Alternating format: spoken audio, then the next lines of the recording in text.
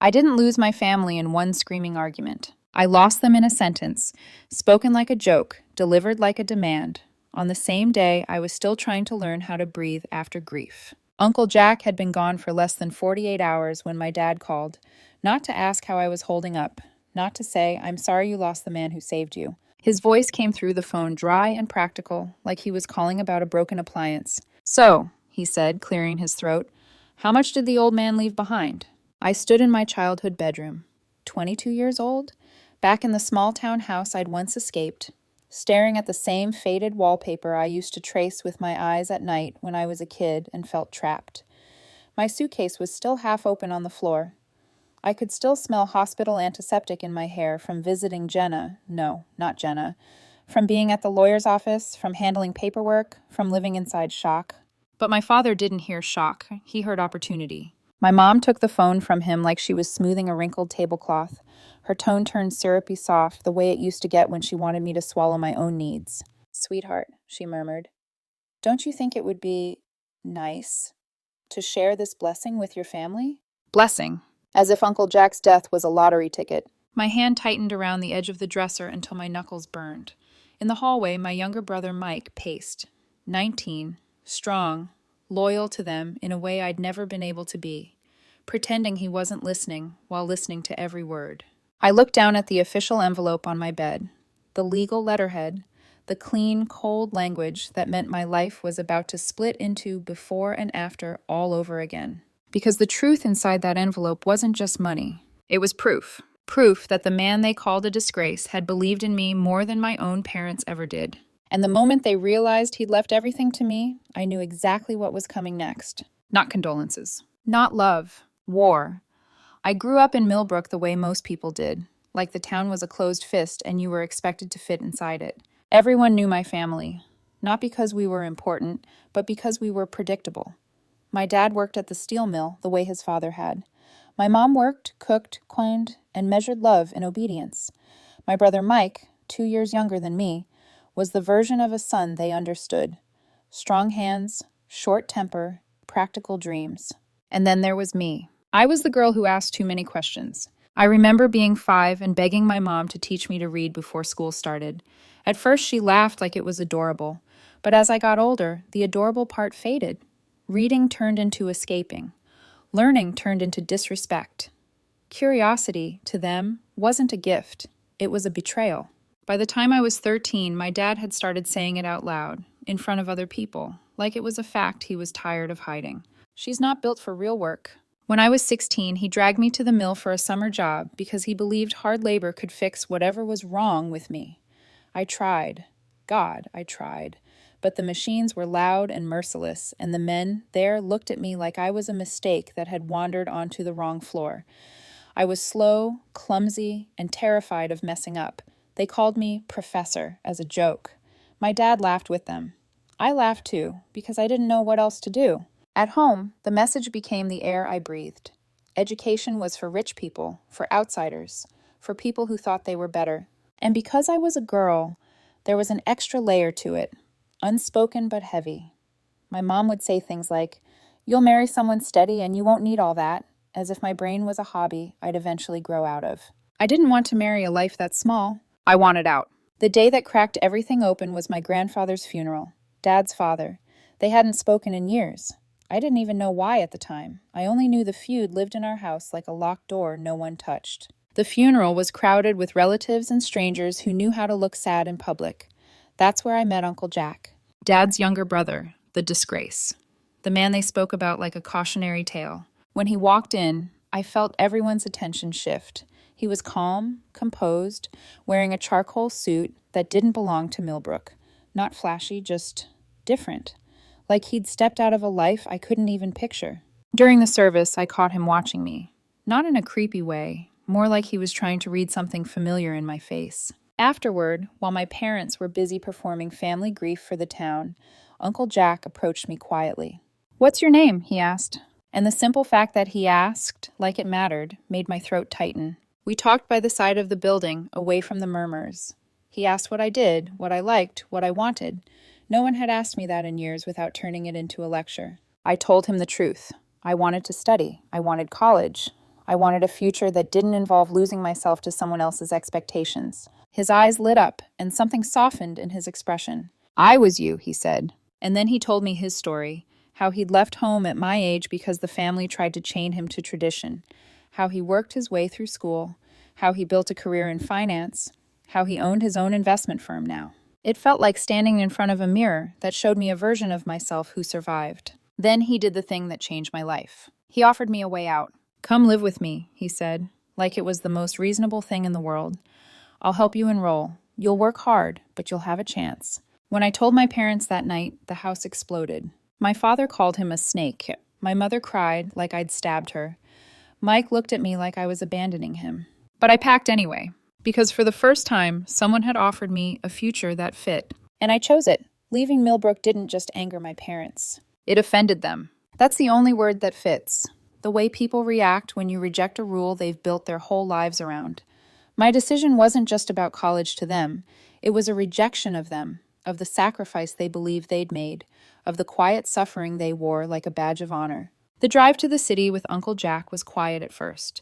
Fields flattened into highways. Familiar trees gave way to concrete. I watched Millbrook disappear in the rearview mirror and felt a mix of terror and relief, so sharp it made my hands shake. Uncle Jack noticed. It doesn't feel brave right now, he said gently, but courage rarely does in the beginning. Living with him felt like stepping into an alternate universe. His apartment was high above the street, glass and light everywhere.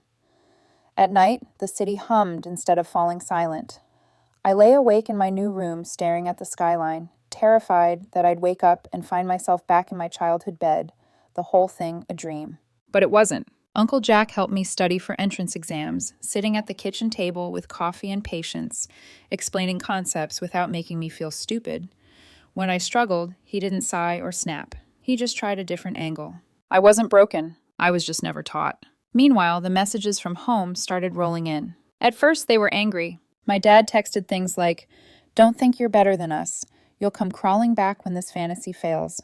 My mom's were worse, not louder, but sharper. "I don't recognize you anymore.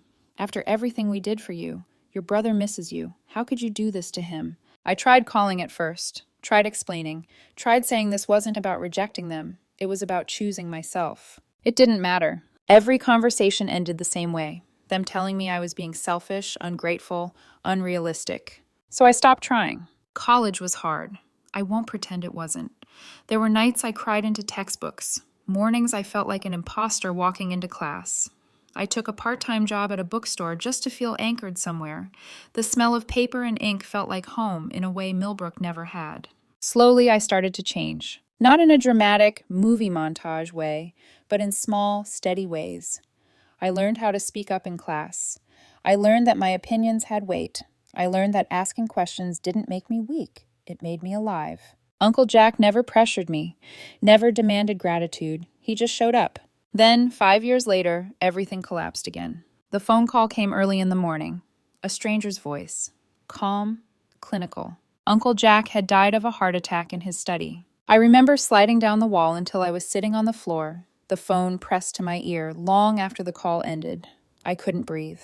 I couldn't think. The man who'd rebuilt my life was gone without warning. At the funeral, my parents barely looked at me. They stayed on the other side of the room like I was contagious. A week later, the lawyer called. Uncle Jack had left me everything. The apartment, the savings, the firm, all of it. I thought it was a mistake. Then my parents found out. And suddenly, after years of calling him selfish, disgraceful, ungrateful, they remembered he was family. That's when the real conflict began. Not grief, greed. And the first crack appeared in something I'd always hoped might still be salvageable. My family. The call from my parents came 2 days after the lawyer confirmed the will. I knew before I answered that it wasn't going to be about Uncle Jack. My dad didn't waste time pretending otherwise. "So it's true," he said, skipping hello entirely. "He left everything to you." I stood in the middle of Uncle Jack's apartment, sunlight pouring through the windows he'd once stood in front of, coffee mug in hand, telling me to never shrink myself for anyone. My throat tightened. "Yes," I said quietly, "it's true." There was a brief pause, just long enough for hope to flicker stupidly in my chest. I thought, maybe now they'll say something kind. Maybe now they'll acknowledge what he did for me. Instead, my mom jumped in. "Well," she said briskly, "we need to talk about how this is going to be handled." Handled, like it was a bill or a chore. My dad cleared his throat. You're young. You don't know how to manage that kind of money. It should stay in the family. It is in the family, I said, my voice shaking despite my effort to keep it steady. Uncle Jack left it to me. That's not what we mean, my mom replied, irritation creeping in. Your brother is struggling. You know how hard it is for him at the mill, and we've sacrificed our whole lives. There it was, the ledger. I pressed my palm against the counter, grounding myself. You haven't spoken to Uncle Jack in over a decade. That's between us and him, my dad snapped. Blood is blood. The hypocrisy made my stomach turn. I remembered every cruel thing they'd ever said about him. Disgrace. Traitor. Thinks he's better than us. And now, suddenly, his success was communal property. I'm not sharing it, I said. The words fell into the silence like glass shattering. What did you say? My dad demanded. I said no, I repeated, louder now. He left it to me for a reason. He supported me when you wouldn't. I'm not dishonoring him by handing it over like hush money. My mom gasped, like I'd slapped her. How dare you speak to us that way? How dare you talk about his money before his body is even cold? I shot back. That's when my dad lost it. You manipulated him, he yelled. You turned him against us. You used him. I felt something inside me finally snap. Not violently, but cleanly. No, I said. He saw me. You never did. He threatened to contest the will. Said they'd drag it through court if they had to. Said I owed them. Said I'd regret this. I hung up shaking. That night, I didn't sleep. I sat at Uncle Jack's desk, surrounded by his books and notes, reading his will over and over. The language was precise, intentional, unmistakable. He had chosen me. The next day, my parents showed up in person. They stood in the lobby like they belonged there, like this wasn't the same man they'd erased from their lives. My dad's jaw was tight. My mom's eyes were red, not from grief, but anger. Mike stood behind them, quiet, conflicted. You're tearing this family apart, my mom said as soon as we sat down. No, I replied calmly. I'm refusing to be torn apart by it. My dad leaned forward. Last chance. Do the right thing. I met his gaze. I am. They left furious. That was the moment I understood something I'd been avoiding my whole life. Love that comes with conditions isn't love. And family that only shows up when there's something to take isn't family. That night, I sent a single message. I need space. Don't contact me again. Then I blocked them. The silence afterward wasn't peaceful, but it was honest. Cutting off my parents didn't feel like freedom. It felt like grief layered on top of grief, like standing in the wreckage of a house I'd never actually lived in, mourning the idea of a family more than the reality of one. The first morning after I blocked them, I woke up expecting my phone to be buzzing with messages. Accusations. Guilt. Threats. My hand hovered over the screen before I remembered there wouldn't be anything there. Nothing. The silence was deafening. I made coffee and sat at Uncle Jack's kitchen table, staring at the chair across from me like he might walk in any second, loosen his tie, and ask how my classes were going. Instead, the apartment was still. Too still. Every room held echoes of him, his books lined up by subject, notes scribbled in the margins. A jacket still hanging by the door, his watch on the nightstand, face frozen at the time he'd last checked it. I broke down right there on the kitchen floor, ugly crying, the kind that steals your breath and leaves you choking. I cried for the man who believed in me, for the future I wanted to tell him about, for the fact that he'd never see the life he helped build. And underneath all of that, I cried for the parents I'd just lost, even though they were still alive. For days, I moved through my life like I was underwater. I handled legal paperwork in the morning, went to my job in the afternoon, studied at night, all on autopilot. People congratulated me on the inheritance like it was a win, like I'd hit the jackpot. I wanted to scream. Money doesn't fill an empty chair. Mike texted once. They're furious. Dad says you're dead to him. I stared at the message for a long time before replying. I'm sorry you're caught in the middle. I love you. He didn't respond. That hurt more than I expected. I started therapy, something Uncle Jack had always encouraged, sitting across from a stranger and saying out loud, my parents never supported me, felt like admitting a failure I'd spent my whole life trying to outrun. The therapist didn't flinch. Sometimes, she said gently, the family we're born into can't love us in the ways we need. That doesn't make you wrong for wanting more. Slowly, I began to feel something shift. I wasn't responsible for my parents' disappointment. I wasn't obligated to fund their approval. I wasn't cruel for protecting myself. At night, I'd sit on the balcony and think about the version of me who'd left Millbrook with shaking hands and a backpack full of hope. If I went back now, if I folded, shared the inheritance, apologized, what lesson would that teach her? That her dreams were negotiable. I couldn't do that. Weeks passed. The lawyer confirmed my parents had no grounds to contest the will. Uncle Jack had been thorough, precise. He'd anticipated this. Of course he had. I started working with the team at his firm, learning the basics, listening more than I spoke. They respected him deeply. Some of them looked at me with a mixture of grief and expectation. "We'll help you," one of them told me. He believed you could do this. That belief became my anchor. Still, the guilt crept in at odd moments. Grocery stores, holidays, passing families laughing together. I wondered if my parents missed me, or if they just missed what they thought I owed them. One night, I pulled out an old photo album I'd brought from home years ago. There was a picture of me at 10, holding a book, smiling like I'd discovered a secret world. I realized something that made my chest ache. They'd never loved that girl. They'd loved the idea of a daughter who stayed small. I closed the album and whispered into the quiet apartment. "I'm sorry it took me so long."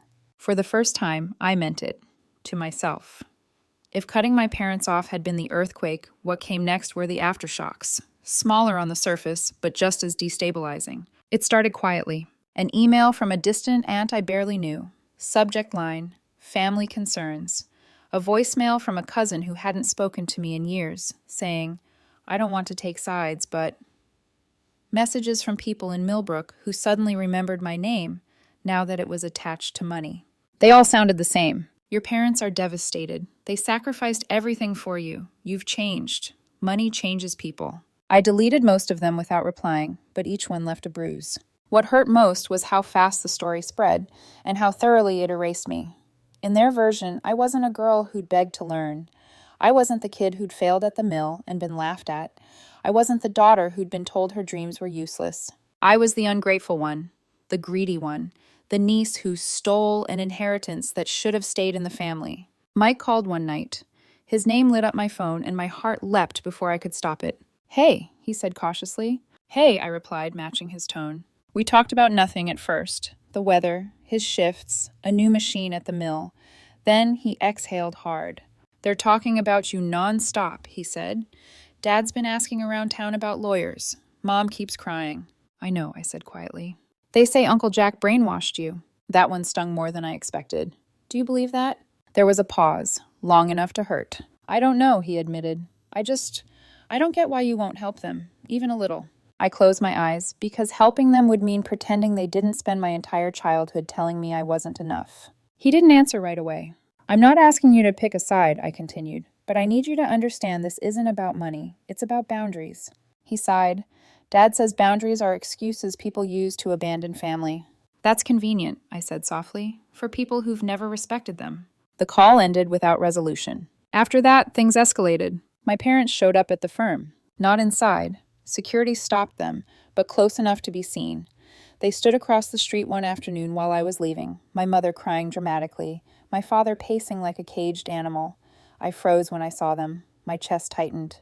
Old instincts kicked in. Don't make a scene. Don't embarrass them. Fix it. But then I remembered Uncle Jack's voice. "You don't owe people access to you just because they demand it." I walked past without stopping. My hands shook for a full hour afterward. The pressure seeped into my work, my sleep, my thoughts.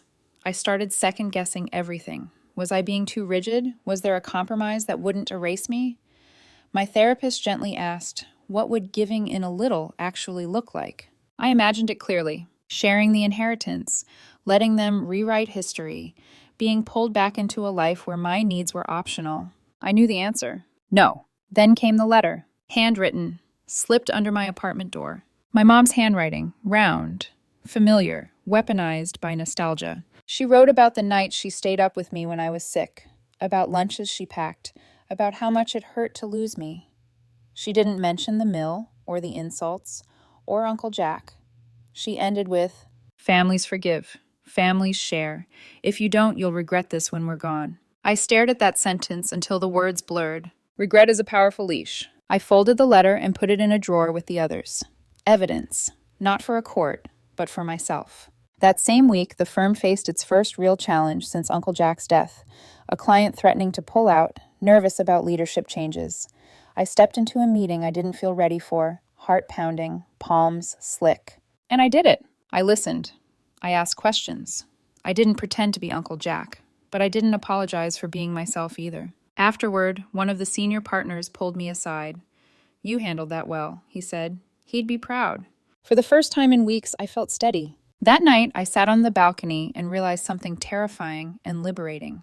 I was becoming the person Uncle Jack believed I could be. And that terrified my parents more than losing the money ever could, because it meant they'd been wrong. And people who build their identity on being right will burn bridges to protect that illusion. I wasn't just losing my family. I was outgrowing them. The lowest point didn't come with shouting or confrontation. It came quietly on a Tuesday night when I realized I had no one left to call. I'd had a brutal day, emails piling up, a tense meeting with the firm's board, therapy that cracked open memories I'd kept sealed for years. By the time I got home, the apartment felt too big, too empty. Uncle Jack's absence pressed in on me from every corner. I dropped my bag by the door and slid down against the wall, knees pulled to my chest. My phone sat in my hand. I scrolled through my contacts without thinking. Mom, Dad, Mike, Aunt Linda, old friends from Millbrook, even numbers I hadn't used in years. I didn't press any of them, because I already knew what would happen. They wouldn't ask how I was doing. They'd ask when I was going to give in. That realization broke something open inside me. I cried until my chest ached, until my throat burned, until the idea that I might actually be alone in the world stopped feeling dramatic and started feeling true. For the first time since Uncle Jack died, I wished, really wished, that I'd just stayed quiet, shared the money, apologized, slid back into the role they understood. At least then I wouldn't be alone. That thought scared me more than anything else, because it meant I was willing, for a moment, to erase myself just to feel held. I slept poorly that night, dreams fractured and heavy. In one, I was back in Millbrook, standing in the mill, the machines roaring while my parents watched from behind glass, shaking their heads as I failed again and again. I woke up with my heart racing and tears on my pillow. The next day, I skipped work and went for a long walk through the city. I wandered without direction, letting crowds swallow me. I watched couples arguing softly, parents wrangling kids, strangers laughing over coffee. Everyone seemed to belong somewhere. I sat on a bench and wondered if I ever truly had. That's when I pulled out the drawer, the one with the letters, my mom's guilt-soaked handwriting, my dad's legal threats, messages printed out, because part of me was still afraid of losing proof of why I'd walked away. I read them all in one sitting, and then I read Uncle Jack's will again. Not the legal part, the personal letter attached to it. I'd avoided it before, it felt too final. This time I opened it. "If you're reading this," he wrote, "it means I didn't get to see how far you went. I wish I could have. My vision blurred. I want you to know something I never said enough.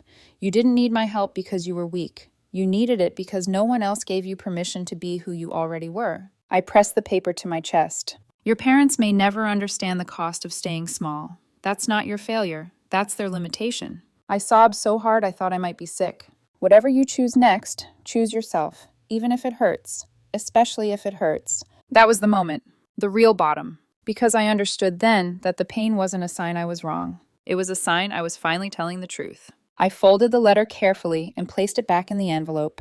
Then I did something that felt symbolic, even if no one else would ever see it. I threw my parents' letters away. Not angrily, not dramatically. Just finished. That night I slept. Not well, but deeply. And when I woke up the next morning, something inside me had shifted. I was still grieving, still scared, still lonely, but I wasn't lost anymore. The turning point didn't arrive as a grand confrontation. It arrived as clarity. The morning after I read Uncle Jack's letter, I woke up with a strange, unfamiliar calm. Not happiness, not relief, just steadiness. Like something heavy I'd been carrying without realizing it had finally been set down. I went to work and handled things I'd been avoiding. Emails from attorneys, planning meetings, long-term decisions about the firm. I stopped asking myself what my parents would think. I stopped imagining their reactions. I made choices based on what made sense, not what might soften their anger. That alone felt radical. That afternoon, Mike showed up at my apartment. He looked smaller than I remembered, tired, shoulders slumped, eyes rimmed red. He held his hands awkwardly, like he didn't know where to put them. "I didn't tell them I was coming," he said. I nodded and stepped aside to let him in. We sat at the kitchen table, the same one Uncle Jack used to sit at with me, while quizzing me on vocabulary words and market trends. For a moment, neither of us spoke. Finally, Mike broke the silence. "They're not okay," he said. "But neither are you." That surprised me. "What do you mean?" He swallowed. "I see it now. How they talk about you. Like you owe them your life. Like you're not allowed to be anything else." I watched him carefully, afraid to hope. "I didn't get it before," he continued. "It's easier for me. I fit there. You never did." Tears stung my eyes, but I didn't interrupt. "They keep saying Uncle Jack poisoned you against them," Mike said. "But I don't think that's true anymore. I think he just showed you what was possible." That was the closest thing to an apology I was ever likely to get. "I'm not asking you to fix things," he added quickly. "I just wanted you to know I'm proud of you." The words landed softly, but they landed. After he left, I sat alone again, but it felt different this time. I wasn't abandoned. I was choosing. A week later, the firm officially named me interim director. It wasn't flashy, it wasn't permanent, but it was trust. I stood in Uncle Jack's old office, now mine, and looked out over the city. The same view that once felt impossibly far from Millbrook now felt like home. I thought about the girl who left with shaking hands. I thought about the woman standing there now, and I made a decision. I would not reach out to my parents again. Not to explain, not to justify, not to bargain. If they ever wanted a relationship with me, it would have to be built on respect, not obligation. I wrote them one final email. Short, clear. "I'm not sharing the inheritance. I'm not discussing this further. If you ever want a relationship with me that doesn't involve control or money, you know how to reach me. Until then, please don't contact me." I didn't wait for a response. I blocked their emails. It wasn't revenge. It was self-respect. That night, I cooked dinner for myself. Nothing fancy. Pasta, garlic, music playing softly in the background. I realized I was smiling, just a little, without forcing it. Uncle Jack had given me more than money. He'd given me a mirror, and for the first time in my life, I liked the person looking back at me. The consequences didn't explode all at once. They unraveled, slowly, publicly, inevitably. Once it became clear I wasn't backing down. Once my parents realized there would be no money, no apology tour, no last-minute reconciliation fueled by guilt, their strategy changed. They stopped demanding. They started losing. In Millbrook, reputation was currency. And for years, my parents had spent theirs carefully, telling a story where they were hardworking, self-sacrificing, wronged by an ungrateful daughter and a traitorous brother. But stories only hold as long as no one asks questions. People started asking, why had Uncle Jack cut contact in the first place? Why had he left everything to me? Why had my parents not spoken to him for years, yet felt entitled to his estate? Small-town curiosity is relentless. And unlike anger, it doesn't need permission. An old family friend called me one afternoon, someone I barely remembered from childhood. "I just wanted you to know," she said hesitantly. "People are starting to see through it." Apparently, when my father threatened to contest the will, word spread fast. And when the lawyer quietly made it known, professionally, legally, unemotionally, that the will was airtight and had been drafted years before Uncle Jack's death, the narrative cracked.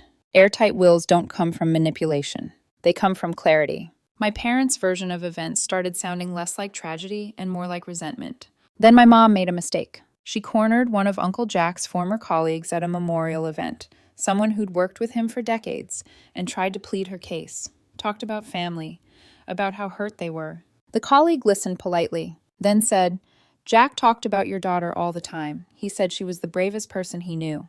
That sentence traveled faster than any rumor ever had. Suddenly, the story shifted. Uncle Jack wasn't the villain anymore. I wasn't the thief. I was the girl who left town because she was told to shrink, and didn't. My parents noticed the change. Invitations dried up.